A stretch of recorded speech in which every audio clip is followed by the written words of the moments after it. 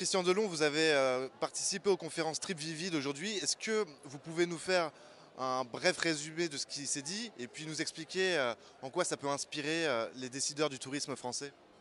Ce qui s'est dit, c'est assez simple. D'abord, le marché chinois est un marché spécifique dans lequel les acteurs ne sont pas les acteurs mondiaux. Il faut partir déjà de ce principe. Deuxièmement, c'est un marché extrêmement réactif qui a imbriqué totalement l'offre avec la façon de la diffuser, et en particulier par les réseaux sociaux, que ce soit WeChat ou bien Weibo ou bien d'autres réseaux spécialisés.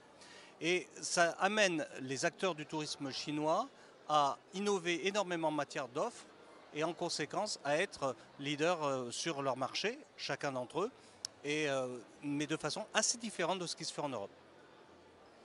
Et qu'est-ce que les Français doivent retenir de ce qui s'est dit aujourd'hui? Comment on doit composer avec le marché chinois?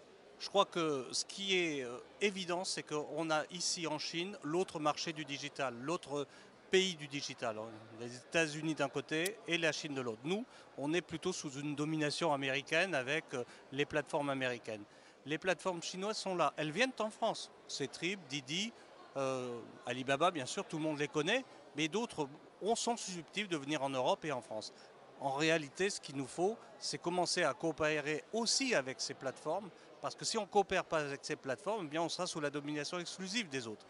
Peut-être qu'on peut rééquilibrer les choses, et puis de toute façon, pour toutes celles et ceux qui veulent avoir accès au marché chinois, il n'y a aucune autre solution, c'est la collaboration.